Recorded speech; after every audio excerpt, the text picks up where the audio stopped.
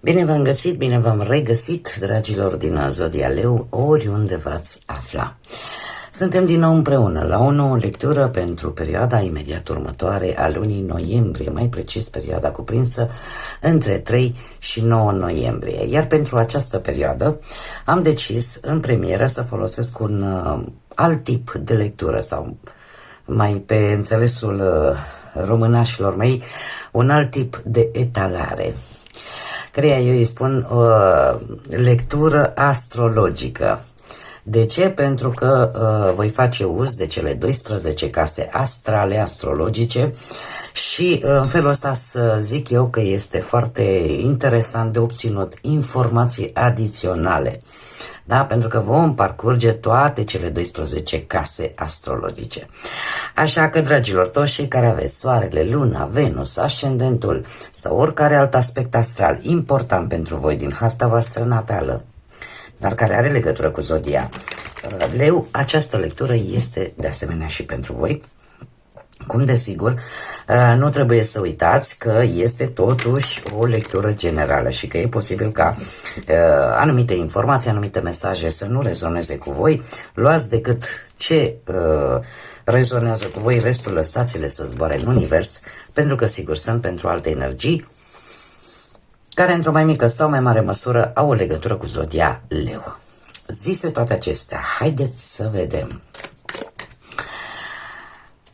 care sunt informațiile generale pentru dragii mei din Leu în perioada 3-9 noiembrie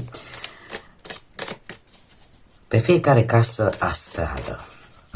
Ce este important de știut pentru fiecare casă astrologică, pentru dragii mei din Leu, în perioada 3 noiembrie până pe 9 noiembrie. Să vedem. Și le voi pune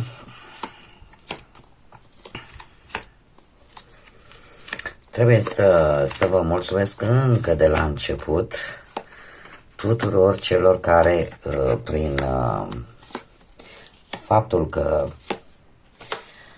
au dat like,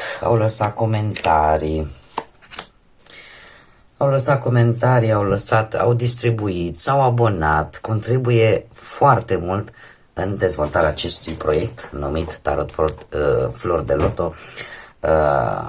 Un aspect important atât pentru mine, pentru că mă stimulează să fac și mai mult conținut, dar un aspect important în primul rând pentru algoritmul YouTube-ului. Vai ce mă bâlbâi.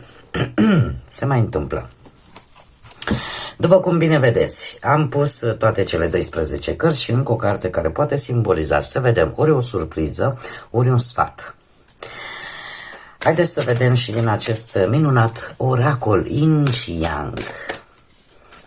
Să vedem, alegem două cărți.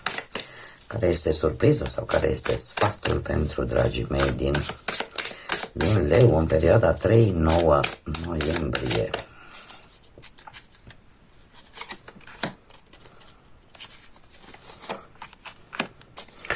Bun.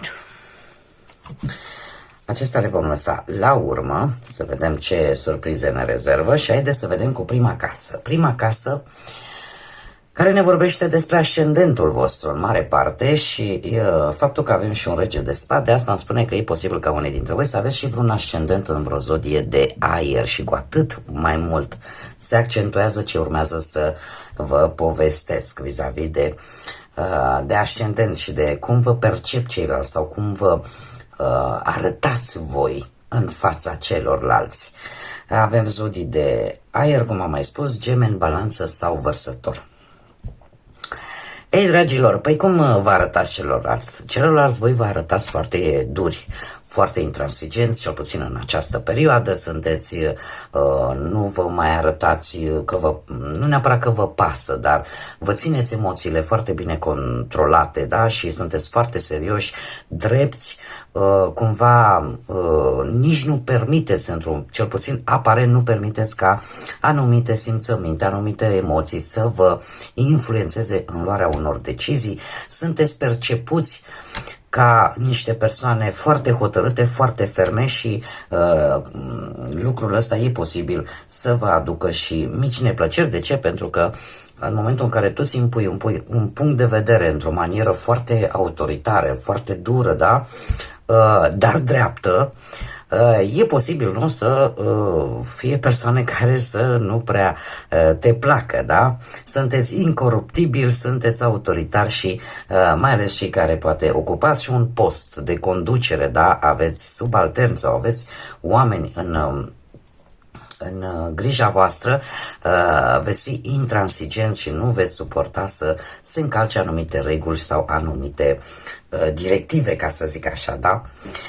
Așa că cel puțin ca și personalitate, ca și fel în care vă manifestați în exterior, cam așa apare, da? În această perioadă. Mergem mai departe, pe partea banilor, casa a doua, pe partea banilor sau în general a lucrurilor materiale. Avem un nou debute, dragii mei, voi munciți din greu, unii dintre voi, și faceți lucrul ăsta nu de acum, de ceva vreme. O muncă foarte dură pe care o faceți să vă atingeți un cel, să vă atingeți un scop sau să câștigați poate mai mulți bănuți sau să reușiți pur și simplu să ajungeți la liman, ca să zic așa, da? În această săptămână trebuie să vă spun că exact în momentul în care spuneai, domne, asta e, mai am un pic și reușesc, sau mai am un pic și reușesc să-mi împlinesc ceea ce eu mi-am dorit, poate să vă cumpărați ceea ce voi v-ați dorit. Apare o mică piedică în achiziționarea poate a unui obiect valoros sau în obținerea a ceva ce pentru tine este important. E posibil să apară într-adevăr o anumită provocare, un mic obstacol care să te întârzie oarecum, dar mare atenție, te întârzie, nu neapărat te dă de pământ cu tine, da? Așa că nu trebuie să renunțați, este un moment, aș zice, un pic cheie, mai ales pe partea asta a bănuților, de a nu renunța, de a fi determinați și indiferent că vin aceste mici întârzieri sau aceste, cum să zic eu, piedici, totuși nu vă pierdeți determinarea. Și luați în calcul, da, dom'le, nu e problemă, bun, trebuie să o fac și pe asta, o fac și pe asta.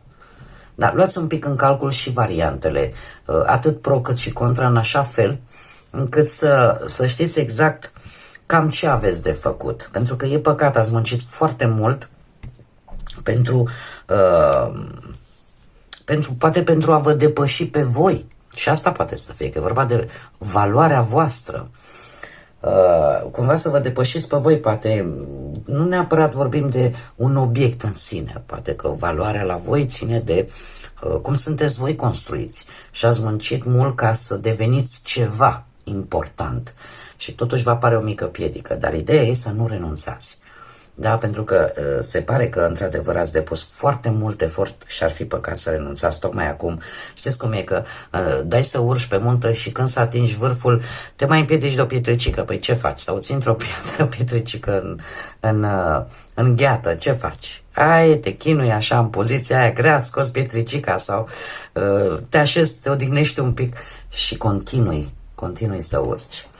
Mergem mai departe. Casa a treia care ne vorbește de gânduri, ne vorbește de inteligență, de comunicare și în mare parte de comunicarea verbală, da? Comunicarea cu ceilalți, dar ne poate vorbi de asemenea și de partea asta a studiilor. Da? Tot ceea ce ține de studii, de școală, nu contează, plecând de la școala generală până la universitate, facultate sau mai știu ce altă pregătire. Dragilor, voi aici se pare că comunicarea cu voi este un pic, nu știu câtă răbdare ați putea să mai aveți, de exemplu, în comunicarea verbală poate cu anumite persoane. În ceea ce privește partea asta a minții, a gândirii raționale, Aș spune că cred că poate într-un fel sau altul s-a pus un pic de presiune, sunteți un pic cam, știi cum e, ca o oală în fierbere, pe punctul de a fierbe, dar de ce? Pentru că ați fost foarte supraîncărcați de anumite dialoguri, de anumite comunicări, care într-un fel sau altul v-au cam epuizat și sunteți un pic cam sătui de vorbărie multă și inutilă, sătui de, cum să spun eu, de tot felul de discuții în contradictoriu posibil. Pe de altă parte, nu știu, cred că la voi mai important este acțiunea și mai puțin vorbăria. Și lucrul ăsta l-ați deprins, de aici vine partea inteligentă, pentru că această formă de gândire ați deprins-o în urma experiențelor voastre și a greului prin care voi ați trecut. Chiar și în acest moment, chiar dacă vedeți că e un 10 de bâte și chiar dacă, într-adevăr, asta e o carte care ne vorbește, are o încărcătură energetică destul de greu de suportat, trebuie să vă spun că nu mai durează mult. Da? Nu mai durează mult această stare în care parcă nu mai suporți vorbăria, vrei să vezi și altceva în afară de vorbe.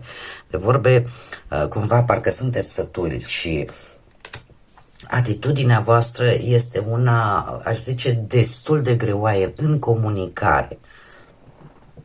De ce? Pentru că vă gândiți, domne, așa din gură toți putem să dăm, dar hai să vedem la fapte. Oricum voi sunteți o energie a acțiunii, sunteți o energie de foc și sunteți o energie care îi place să acționeze și să arate de fapt ce poate. Casa a patra care ne vorbește de partea ta interioară, ceea ce nu prea arăți tu lumii, ceea ce ții pentru tine în primul și în primul rând și foarte puțin te pot redescoperi, sau este casa care ne vorbește despre familie, despre ceea ce ține de confortul tău intim, da? Sau cum ești văzut tu de cei din jurul tău, cercul tău cel mai intim, cel mai apropiat. Și avem un 3 de monede. Un 3 de monede care îmi vorbește tare mult, în primul rând, dacă vorbim de ce există în interiorul vostru, ar fi ideea de a concretiza ceva, de a pune la punct un anumit proiect, de a pune la punct un anumit plan, un plan care să-ți îmbunătățească un pic viața, poate viața ta proprie sau viața de familie. Și atunci se pare că există o legătură destul de bună cu anumiți membri din familie sau cu anumite persoane, cum am mai spus, foarte apropiate ție, aproape că familiale, și care te pot ajuta să începi concretizarea acestei idei, acestui proiect. Această perioadă pentru voi, dragilor, va fi o perioadă în care sunt șanse foarte mari ca anumite gânduri, anumite planuri pe care voi nu le desfășurați în fața altora, culmea, paradoxal, să înceapă să devină realitate cu ajutorul familiei, cu ajutorul prietenilor, cu ajutorul acelor persoane pe care tu le consideri de suflet pentru tine. De asemenea, putem vorbi și de poate că vrei să-ți îmbunătățești ceva în casă, că vrei să obții, nu știu, să schimbi vreo mobilă, că e veche și nu mai vrei să-ți iei alta nouă, nu te mai simți bine în ea, da? Deci vrei să schimbi un anumit confort, da? Pe care l-ai în casă. Cum de asemenea vă puteți gândi chiar să schimbați și casa în sine. De ce nu pentru unii dintre voi? Dar acestea cumva pot prinde aripi cu ajutorul unor persoane foarte apropiate vouă. Mergem mai departe și haideți să vedem casa a cincea care ne vorbește de creativitate, de plăceri, de romanțe, dar partea asta romantică, de faptul cum îți ocupi timpul liber. Și de asemenea ne vorbește și despre copii. Aici, dragilor, chiar avem soarele care vă și reprezintă ca arcan major, ca și arcan major, mă scuzați pentru cacofonie, și care ne vorbește despre ceva care te va bucura, că vine din partea vreunui copil, că vine pur și simplu un lucru care apare în viața ta, care poate în timpul tău liber, descoperi ceva care să te bucure.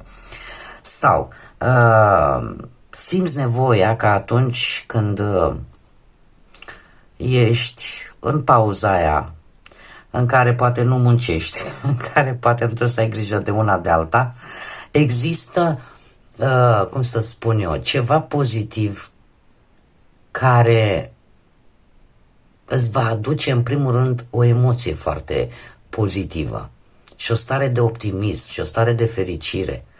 E posibil să ai parte de, nu știu, poate un mic eveniment, poate chiar împreună cu familia sau prietenii, sau pur și simplu, așa cum am mai zis, vine copilul acasă sau copiii și îți dă o veste bună, iar asta efectiv te bucură enorm de mult și îți dă o stare așa de fericire, o stare de bucurie.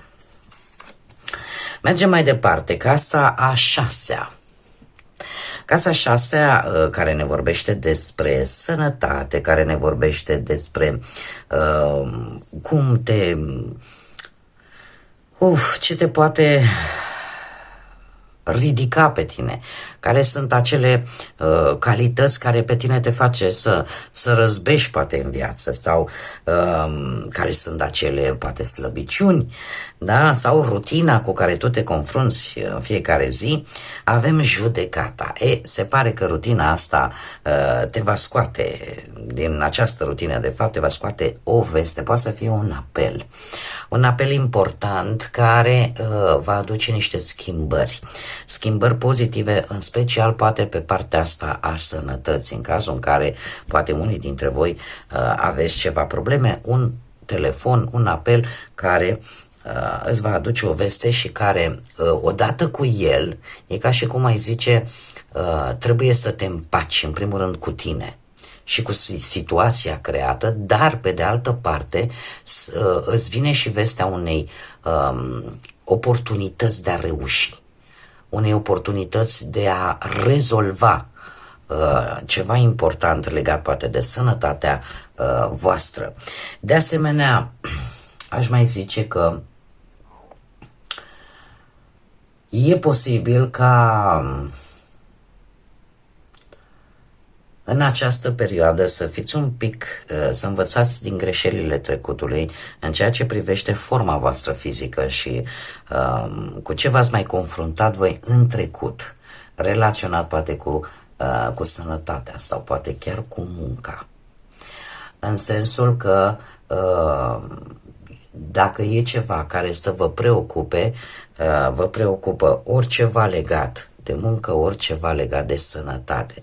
Dar așa cum bine am văzut, veștile nu sunt deloc rele, doar că ele vin la pachet. Această veste vine la pachet cu oportunitatea de a rezolva respectiva problemă care pe tine te frământă, dar în același timp știți cum e, se poate, dar trebuie asta făcut, da? Întotdeauna trebuie respectat ceva, dat ceva la schimb.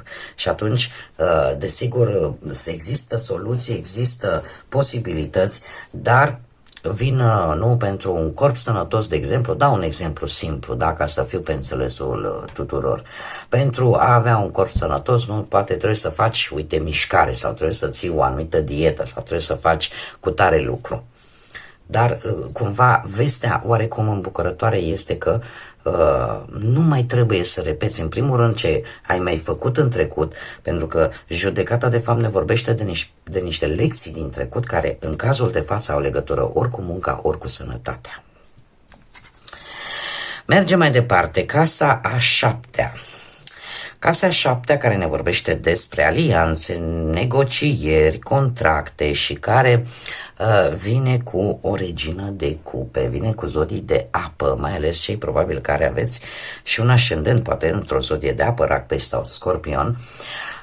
Casa 7 de asemenea ne mai poate vorbi despre poate perechea voastră, poate inamicii, declarația pe care îi știi. Și se pare că o să aveți șansa, într-un fel foarte ciudat, o să aveți șansa de a fi, pur și simplu, de a fi empatici ori cu vreun inamic pe care deja îl știți, da, pentru că este deja declarat, sau să aveți șansa să fiți empatici chiar cu perechea voastră. Empatici și vă conectați parcă mult mai mult cu aceste persoane, una din ele, acum voi știți, fără, în schimb, a mai face greșeala să uitați de voi.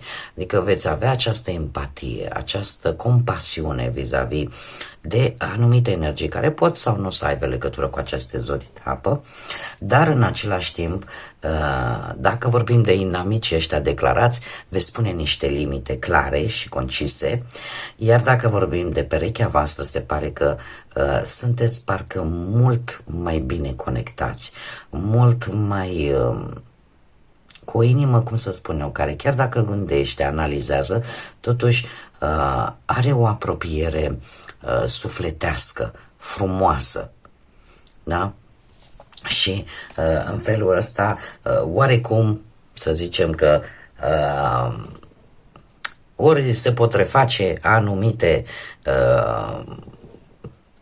legături, mai ales dacă vorbim de inamici aia declarați, dar dacă nu, putem vorbi și de ideea de a face niște negocieri, un contract, ceva, o legătură, dar punând niște limite sănătoase, ne mai lăsând lucrurile așa de capul lor.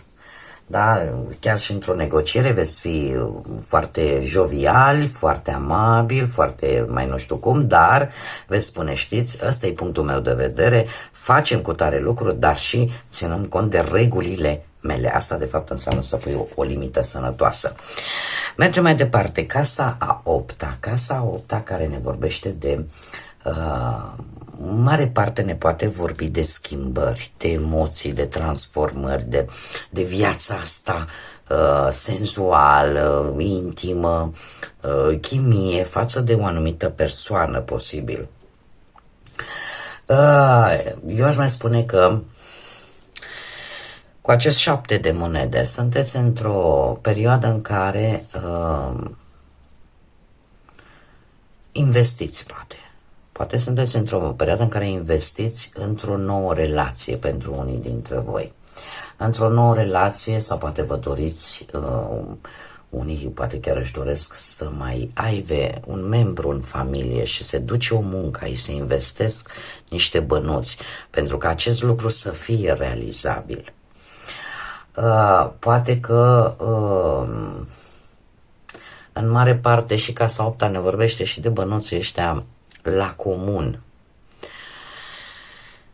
Care aceste aspecte, haideți să le luăm pe rând. Dacă vorbim de partea asta cu copilul, într-adevăr, probabil că s-au investit niște bănuți, s-au investit niște timp, energie pentru a avea acest nou membru în familie. Deocamdată, mie cărțile îmi spun, dacă vorbim de acest aspect, că trebuie să mai aveți un pic de răbdare.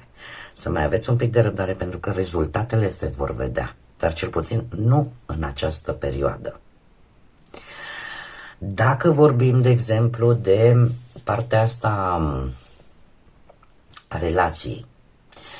relației și a bănuților ăstora care îi țineți cumva la comun, unii dintre voi își vor pune întrebarea dacă, băi, e rentabil așa sau nu e rentabil.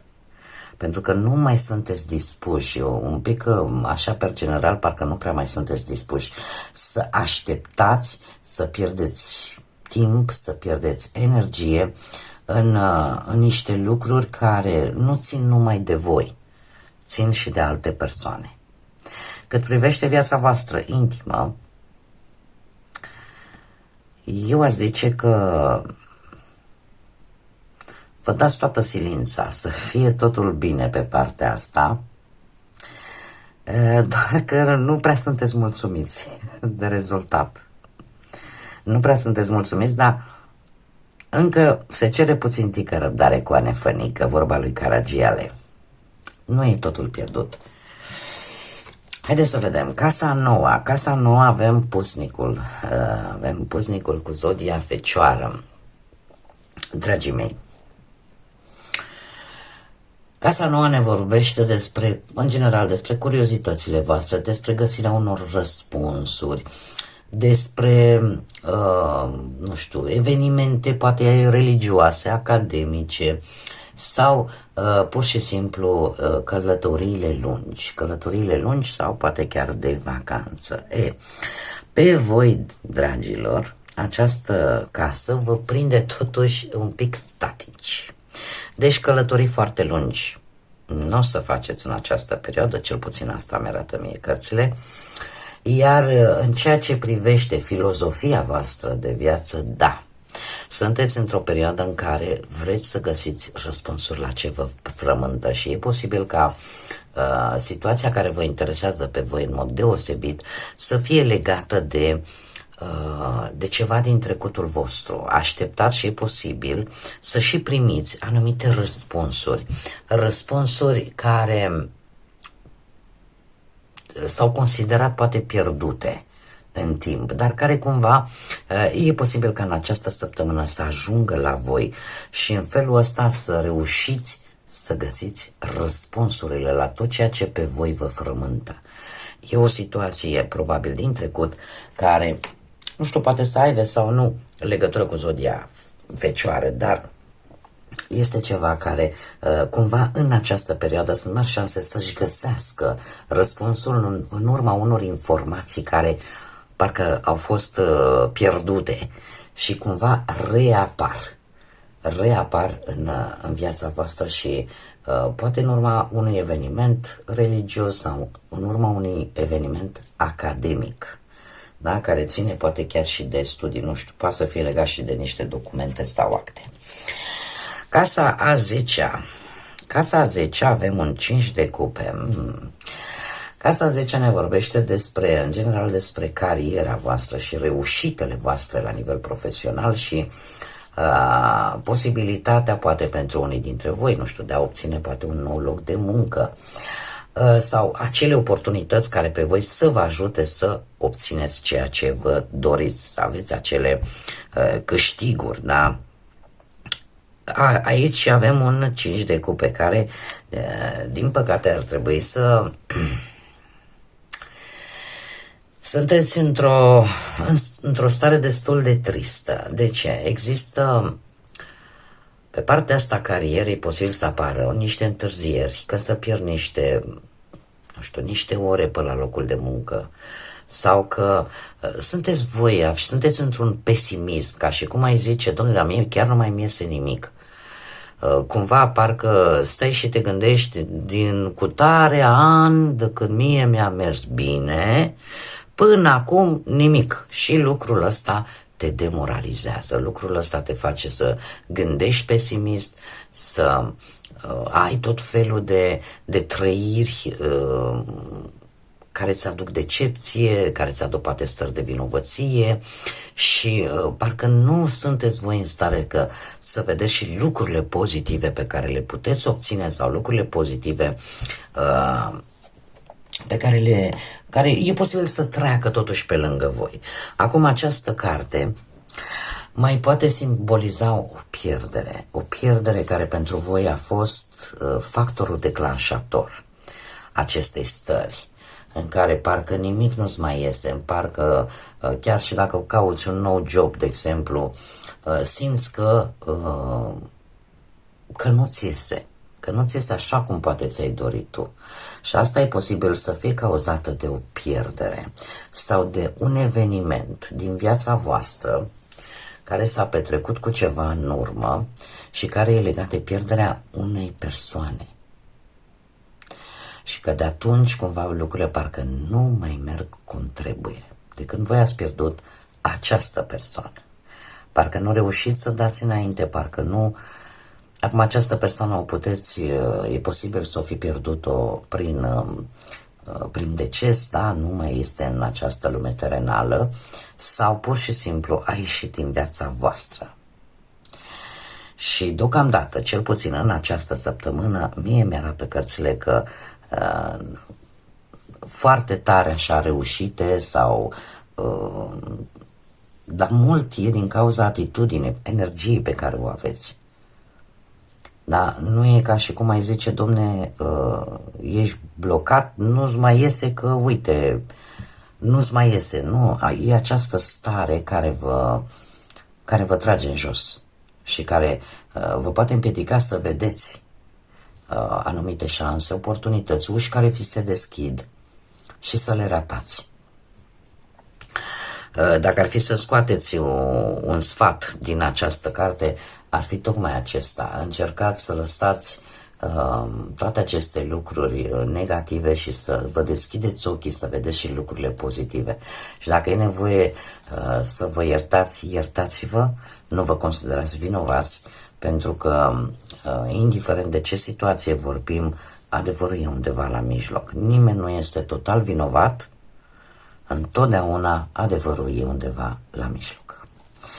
Casa 11. Casa 11 care ne vorbește în general de lucrurile care te-au prin surprindere. Lucrurile, nu știu, legate de prieteni, legate de tot felul de organizații, da, și care, lucrurile care îți dau speranță, care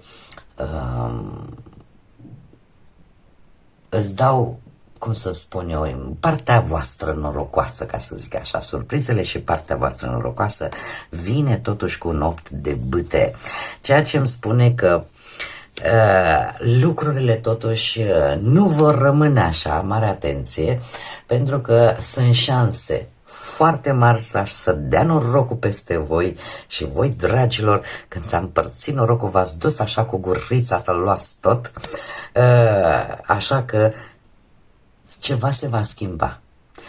O surpriză care ține foarte mult de norocul vostru și la care voi îl aveți. Că e vorba de un eveniment social, că e vorba de pur și simplu de o petrecere dată cu prietenii, nu știu, că e vorba de ceva care îți dă speranță, dar care vine în viața ta într-un mod total surprinzător și într-un mod total rapid. Poate să fie pur și simplu o deblocare de drumuri, poate să fie un răspuns rapid la vreo negociere care pentru tine nici măcar nu te așteptai. Nici măcar nu te așteptai ca să fie atât de bună, da? De asemenea, putem vorbi de o schimbare de locație care se va desfășura în mod surprinzător foarte rapid. Deci lucrurile care vin foarte rapid în viața ta, dar care sunt pline de șanse de noroc. Haideți să vedem și casa 12. Ei, pe casa 12 avem un 5 de bâte. Există... Casa 12 reprezintă acel ceva superior. Acel ceva superior care la un moment dat preia controlul vieții noastre și parcă nu te mai lasă să iei decizii importante, ci chiar posibil să îți dea situații în care te obligă să iei. Da? Adică și parcă nu-ți mai dă posibilitatea foarte tare să te gândești prea mult.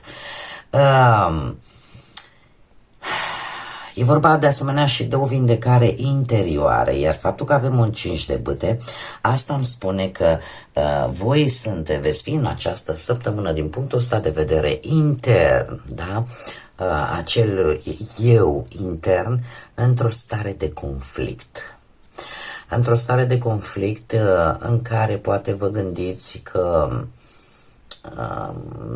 orică ați avut parte de anumite discuții, neînțelegeri și ați încercat mereu să fiți calmi, să fiți cât se poate de răbdători, doar că faptul că voi sunteți oricum o zodie de foc și prin caracteristica voastră de foc sunteți impulsivi, voi trebuie să vă manifestați într-un anume fel, faptul că a trebuit să fiți răbdători, să vă păstrați calmul. Toată această furie, toată această energie expansivă n-ați putut să o eliberați și a rămas în interiorul vostru.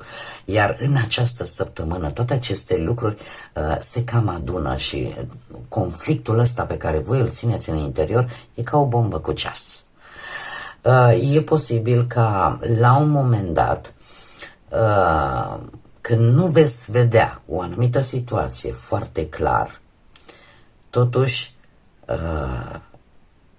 e posibil ca acest foc interior să iasă la suprafață. Se cere totuși un pic de, nici nu mai vine să zic răbdare, cred că aș zice un pic de, cum să-i zic, Doamne, că parcă sună un pic aiurea să zic că iară trebuie să fim calmi, iară trebuie să avem răbdare. Eu cred că ar trebui să fiți un pic mai diplomați. Pentru că această situație care vine în viața voastră într-un mod, cum să spun eu, la care e posibil chiar să nu contribuiți, să fie pur și simplu o situație care vă apare și care vă îndeamnă să vă transformați, care vă îndeamnă să cumva să treceți peste acest conflict interior și să realizați, și aici cred că este cel mai important, să realizați că de fapt tot acest conflict, toată această energie strânsă în interiorul vostru, de fapt, e posibil să fie provocată de cu totul și cu totul alte persoane și probabil că nici nu merită să vă țineți această vibrație jos de tot. Pentru că, nu știu de ce, dar în mare parte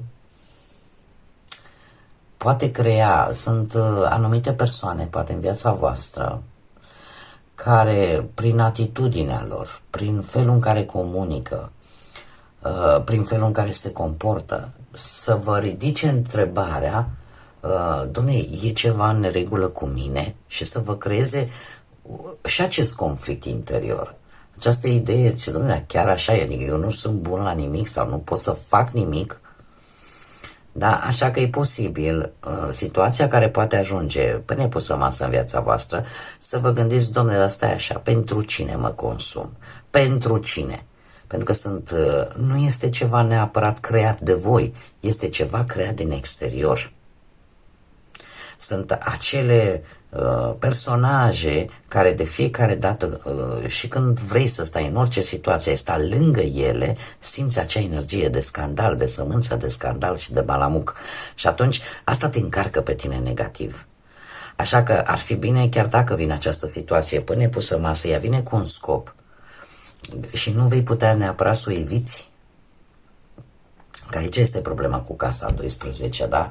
Că sunt lucruri care te iau oarecum prin surprindere, dar în care acel ceva superior cumva preia controlul, pentru că trebuie să rezolve această situație. Și atunci ce faceți? O readuce să vadă cum o gestionezi. Și probabil că cea mai bună gestionare este aceasta. Să stai pur și simplu și să zici, bă, da, pentru cine mă consum eu? Pentru cine îmi omor eu neuronii, da? Că se spune din cauza acestui stres, acestui hormon al stresului, da? Ne mor nu știu câți neuroni pe creier, pe ea până se regenerează trebuie să aibă niște condiții optime și durează. Haideți să vedem acum dacă avem parte de o surpriză sau de un sfat. Hei, dragii mei dragi, eu cred că mai degrabă este o surpriză legată mai ales de cei care poate aveți planete importante sau chiar un ascendent în zodii de aer, Gemeni, Balanță sau Vărsător, dar nu numai, am zis accentuat pentru aceștia, dar în general așa, avem o apariție. O apariție a unei energii care are un caracter destul de puternic. Are un caracter destul de puternic și eu aș zice că destul de impulsiv, plus că în momentul în care comunică o face într-o manieră foarte directă. Acum ce ne spune și acest oracol Yin și Yang? Păi ne spune în felul următor, că e posibil să fie vorba de flăcări gemene. această persoană să reprezinte flacăra geamănă a vrenuia dintre voi și legătura sufletelor voastre, mă scuzați, să fie una foarte spirituală, cu o comunicare aproape divină. Da, cumva parcă să te uiți la celălalt și efectiv să nu vorbești telepatic, așa, să știi ce vrea să spună sau să știi cumva ce vrea ce simte de fapt. E o comunicare un pic non-verbală. Este cineva care a mai avut experiențe neplăcute din punctul ăsta de vedere, cel puțin sentimental, de-a lungul vieții și care probabil că în acest moment este foarte greu să scoată acele sentimente reale pe care le simte din interiorul său. Are o dificultate în a-și exprima sentimentele și parcă o face efectiv telepatic, non-verbal. De asemenea, să vă pregătiți de ceva neașteptat. Se pare că cum să spun eu, vești neașteptate vă pot lua prin surprindere. Pot să fie legate de această persoană în mod special și nu vreau să sperii pe nimeni, dar va isca o mică furtună aceste vești. Vor isca o mică furtună, niște schimbări foarte radicale și posibil și anumite conflicte. Tind să cred că este vorba despre o relație, să zicem, o relație ori ascunsă, ori mai putem avea surpriza să găsim o energie care va influența într-un mod negativ ceea ce voi aveți deja. Poate să fie și acest lucru. Cineva care are puterea de a influența această legătură și care poate isca într-adevăr o furtună. O furtună care să creeze niște schimbări pe care nici măcar nu le-ați prevăzut, nu le-ați văzut. Cam asta este surpriza. E adevărat, nu este chiar o surpriză, într-un final nu este chiar o surpriză super plăcută, dar e bine de știut și acum știți cum e, că orice lucru care nu poate fi arătat, la un moment dat creează și niște consecințe. Și eu zic așa, subtil. Cei care știu despre ce este vorba, cred, sunt sigură că mă înțeleg ce vreau să spun. Bun, dragii mei, cam atât am avut pentru voi pentru această săptămână. Sinceră să fiu, mie îmi place, chiar e prima oară când fac această lectură sau acest gen de lectură astrologică și trebuie să vă mărturisesc că îmi place maxim. Eu sper că v-a plăcut și vouă și că într-un fel sau altul ați obținut mai multe informații care să vă răspundă la întrebările, la frământările pe care voi le aveți. Eu vă mulțumesc pentru prezență, vă mulțumesc din suflet, nici nu știu, n-am cuvinte să vă mulțumesc tuturor. Doamne, sunteți deosebiți, sunteți primii. Zodia Leu e ranking-ul YouTube, este number one. Așa că eu vă mulțumesc tuturor.